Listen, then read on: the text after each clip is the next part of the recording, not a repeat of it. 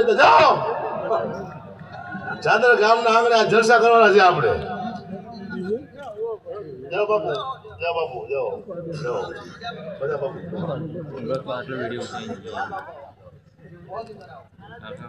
હવે આપણે ચાલુ કર્યું. હજી આ તો હજી બોલું છું, ચાલુ જ કર્યું. હા, હું તમને દેખાઉં છું ને, કાળો કાળો દેખાવું દેખાતો વધારો મારી વાત થોડી. મારું હાલે છે કે મને ખુદ ને ખબર નથી. આ તમે બધા સાંભળો એટલે મારું હાલે છે. હાલે એવું છે ને, એટલો કારો કલાકાર કોઈ જોયો પહેલી વાર જોઈશ. હું એક કારો થયો, મારા કરતા કારો આ બેઠો. મારો રેકોર્ડ તોડ નાખ્યો આજ ભાઈએ. ક્યાં કામ કીર્તિભાઈ કારા હે? કીર્તિભાઈ મોડે સાથે આવ્યા છે મને ઉજળો કરવા. હે જો હા જો સારા એવા સાનિંદા એટલે ભાઈ તબલામાંથી સંગત આપે છે સાહિલભાઈ અને સાઈડમાં સિદ્ધાર્થભાઈ જોરદાર તાળીના દેવતાઓ. આ બાજુમાં લાબુદાન કરી છે અમદાવાદથી આવ્યા છે. બહુ સારો બેન્જો તાળીના દેવતાઓ. અપેક્ષાબેન પટેલ સાથે પણ સાજિંદા હતા, એમને પણ અહીંયાથી આપણે તાળીના વધાવી છે.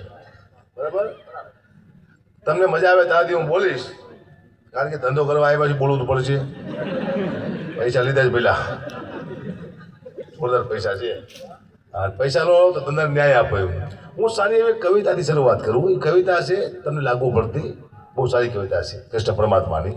એની સાથે લોકો સાહિત્ય કરે છે, પણ હું હાસ્ય કરીશ, કારણ કે મારો સાહિત્યનો વિષય જ નથી. હું કોઈથી છે ને તમને જ્ઞાનની વાત નહીં કરું એક પણ. શું લેવા જ્ઞાનની વાત ક્યાં કરાય? અજ્ઞાની માણે બેઠા હોય અહીંયા. આ બધા જ્ઞાની છો, તો આપણે જ્ઞાનની પથારી હવે ફેરવી જ નથી. આપણે જોક્સ જ કહેવા જાઓ. હા, એટલે સારી એવી કવિતા શરૂઆત કરું. કૃષ્ણ પરમાત્મા મહાભારતના યુદ્ધમાં અર્જુનને કહે છે કે આ જીવન આપણું શું છે. સાંભળો જેવી કવિતા છે, બધાને લાગુ પડતી છે. એક કડી ગાતો જઈશ અને સાંજે હાસ્યની વાતો કરતો તમને મજા આવશે ને ગેરંટી આપું છું. આ ગુજરાતમાં એક જ કલાકાર છે જે ગેરંટી આપે છે, અકાબા ગઢવી, કે મજા આવે આવે ને આવે જ તે. અને કદાચ મજા ન આવે આવે જ તે. બરોબર? હા, કૃષ્ણ પરમાત્મા બહુ સારી વાત કરે છે. અર્જુનને કહે છે કે ગોવિંદ ગીતાજી હમણાવે અર્જુન સાંભળો.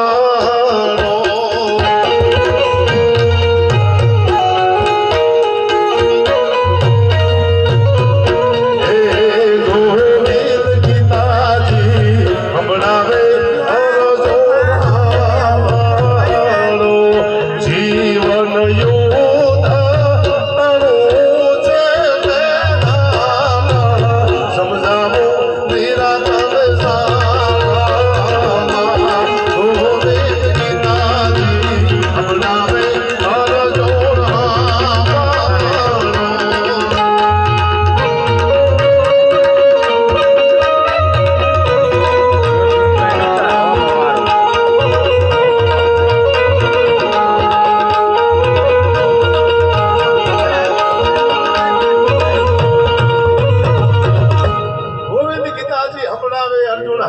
જીવન જીવન યુદ્ધ તણું છે મેદાન.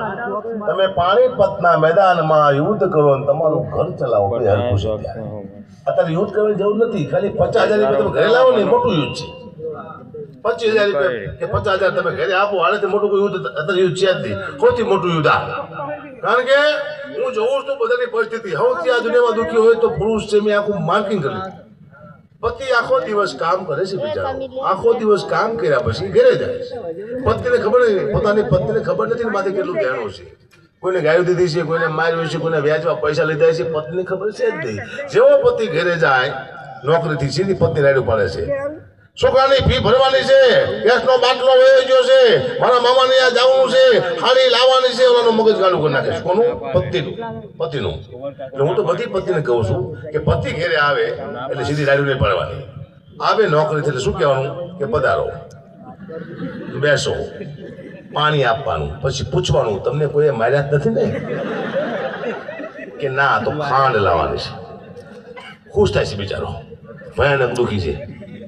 રાશી જો તમે કોઈને કહી શકતો નથી. અદભુત છે. મારે આશયની વાતો જ કર્યું છે, પણ એક લાઈન તમને હમણાં દઉં કે આપણે આ કવિતાની આગળ શું કીધું કે આયા લડાયું ચાલે છે કામ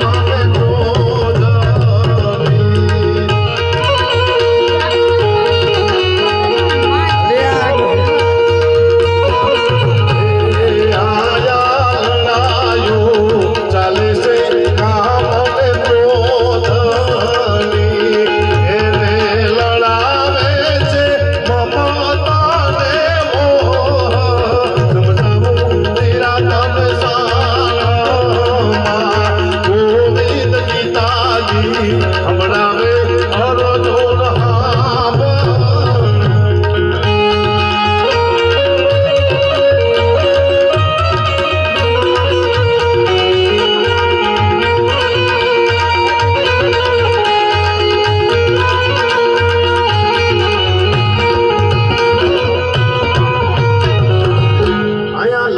ચાલે છે કામ અને ક્રોધ ને લડાવે છે મમતા અને મોહ. આ મારો